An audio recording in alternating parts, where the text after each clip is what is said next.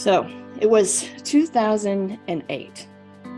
I was 27 years old and I just published my first book, Creating Your Heaven on Earth. And if you're 27 years old and you've just published your first book, you're feeling pretty great about your career and where you're headed. And that's how I felt. I even quit my job and had absolutely no money, no clue what I was doing in this world of writing and speaking and coaching, but I knew that it was something that I wanted to do so deeply. I published with a small independent press in Brooklyn, New York. Their name was Dream River Press. And my publisher hired a publicist to work with me 10 hours a month. And if you've published a book, you know how hard it is to market it, no matter what path you take. If you self-publish, you hybrid publish, or if you go the traditional route, it's still all very hard. And I was very optimistic. I was very hopeful about my career and how things were going to look. So one day my publisher calls me and he says, Megan, there's this group in Skinny Atlas, New York. I had no clue where Skinny Atlas was, but they've read your book. They're a book club. They want you to come speak and do a book signing. And I was like, somebody read my book that doesn't know me? This is incredible. So I was super excited about the opportunity to go somewhere to share my work and be amongst people who had never met me before. It was such an honor. And so I decided to go. I had to pay for everything, as most authors often do, but it was worth the risk. And I have to tell you, like, my credit card got me in a lot of trouble during this time period of my life, and I paid for that much later. But the event was in Skinny Atlas. At the time, I was living in Fort Collins, Colorado. So the flight that I was going to be taking was from Denver to Pittsburgh to Syracuse, and then they were going to pick me up in Syracuse and take me to the event in Skinny Atlas. And I was so nervous the night before I had to travel that I didn't sleep. And my flight was at 6 a.m. So I get up that morning, I'm all excited, I'm incredibly nervous, but I'm late. So I rush to the airport, I go through security, and I'm sprinting to the terminal. Anybody else ever had this experience where you're late and you're trying to make a flight? I know you have, right? And so I was completely rushing. I get to my gate and the woman is literally closing the door. And I run up to her, I'm like, no, wait, please, don't go without me. And I just literally slipped in the door and she let me in. I made the flight. I did not sleep on that flight. I was just so excited. I was traveling on the same day of the event, which I know better now, right? Always leave the day before. So I get to Pittsburgh, I get off the plane, and I could tell that the energy in the airport was a little bit more hectic than normal. So I go over to the departure board and I'm looking for my flight to find where my gate is. And I see a bunch of red letters and all I could see was canceled, canceled, canceled. And my heart just dropped to my stomach. Finally found my flight. It was canceled. There was apparently an ice storm going on in the upper Northeast, and it was canceling all the flights. And there was just literal panic throughout the airport. And there's always panic in the airport, but this was special panic. And I remember just having that moment of defeat, like, oh my God, this great opportunity. And I'm gonna miss this because of the weather. And I got frustrated. I started to feel impatient. I started to take on the energy of those around me. And then I just took a deep breath and I called Claire, who is now my wife. We were just now dating.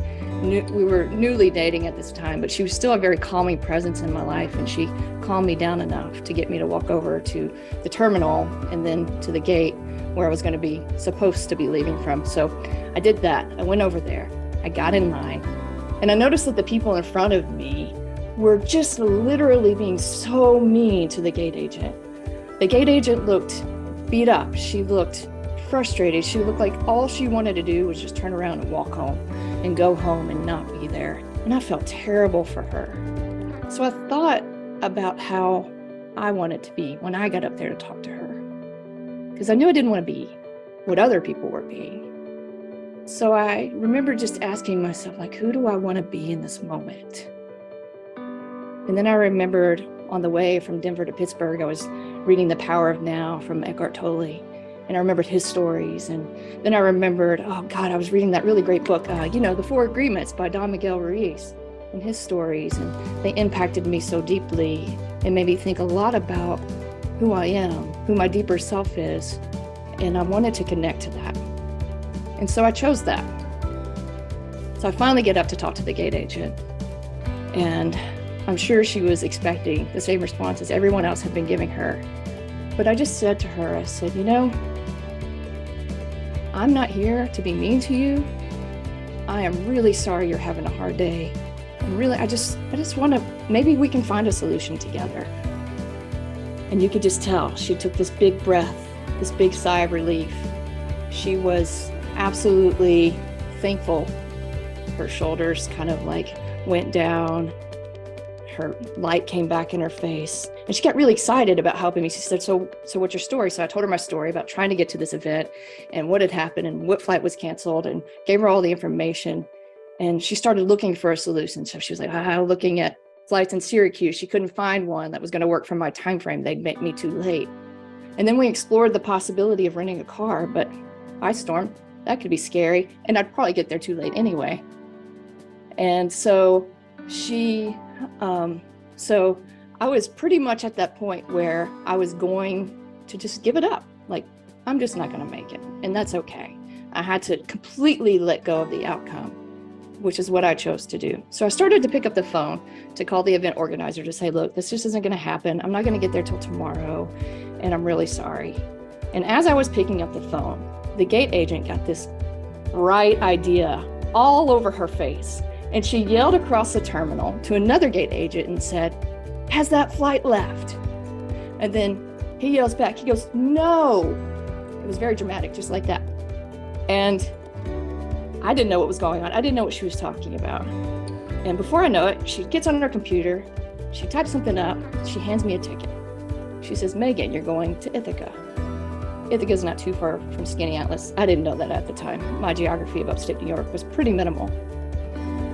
And she said, just go stand over there and wait, and someone will come get you. So I take this ticket, I call the organizer, said, I'm on my way to Ithaca, can you send a car there? She says, yes. So I go and I wait about 30 minutes, and all of a sudden, this guy comes up to me. And it was the gate agent that she had yelled at before. And he came with an umbrella. He said, are you the one going to Ithaca? I said, yes. He said, come with me. We walked outside, puts up his umbrella, puts his arm behind my back to escort me to the plane. He says, as we're walking, he says, you know you're the only one on the plane, right? And I looked at him and I said, what do you mean? And he said, you're the only one on this flight. So he pushes me forward into the stairs. And I go up the stairs. There's a flight attendant, bright red hair. And she says to me, come on in. You're the only one on this flight. So I got up there. I did not believe this. I got up there. I looked into the plane, didn't quite step in yet. There was no one on that flight. And it wasn't a large plane. It wasn't a small plane. It was just kind of like a in-between plane. And the flight attendant said, Megan, just pick your seat. So I sat in the front. She sat in the back, I guess to balance out the weight. I don't really know why. And I called Claire, my wife, and I said, you will not believe what is happening. And I was like, this is like magic. I'm not Oprah. Like, nobody knows who I am. I can't believe this book club knows who I am. Like, why me? Why do I get my own flight? And as soon as I hang up with Claire, the pilot comes on over the loudspeaker and he says, welcome, Megan. I'm taking you to Ithaca. It was like this divine moment. It's one of those moments in life that you're like, wow, magic really does happen.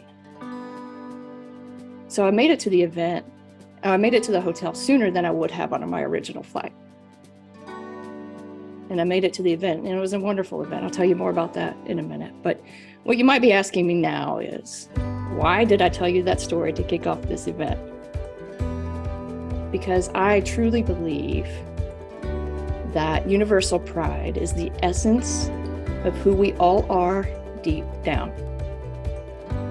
Universal pride is our greatness, which we too often forget. Self-doubt gets in the way and challenges get in the way. Life happens. It's so easy in today's world to feel disconnected from ourselves and from others. I wanted to make it to that book event, just like any author or any speaker wants to make it to an event because you love and believe in what you do. And I'm almost 100% sure that if I didn't choose to partner with the gate agent to find a solution, that we both wouldn't have accessed our greatness to create an unbelievable outcome. And I'm not saying that on a different day, I wouldn't have chose something different, or have gone another route, or have decided to be impatient, frustrated, and not open to possibilities, not open to letting go of the outcome. I'm just saying that on that day, I chose to access my best self by detaching, by being kind, by allowing a fellow human the space to be who they are. And so many great things came out of that one event. I was asked to come back multiple times after building those relationships for retreats, workshops, speaking engagements, and even 2 years later, I ended up on stage with Don Miguel Ruiz, the author of The Four Agreements, who was my personal hero at the time. And that would have never happened if I didn't make that choice. Now, the power of storytelling is that it pulls our collective greatness out of us. When someone shares a story and they are vulnerable about how they feel in a challenging moment, and I'm sure you guys have experienced this, then we all get the opportunity to see what is possible for us. And the airplane story, the story I just told you, isn't a big challenging story, right? It's not a big traumatic story. It's just an everyday story. It's things we face in moments of life. So a story, to be impactful, doesn't have to be the traumatic story. It doesn't have to be this huge story of adversity and this huge story of challenge. It just needs to be relatable. There need to be hints of vulnerability, and it needs to be real and authentic.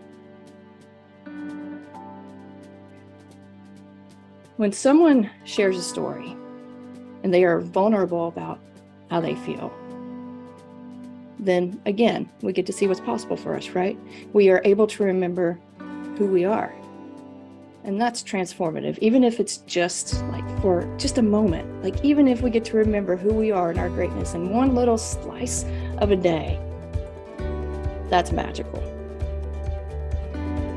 These points of connection are imperative for our own growth and our collective growth as a world, as a society, as a culture.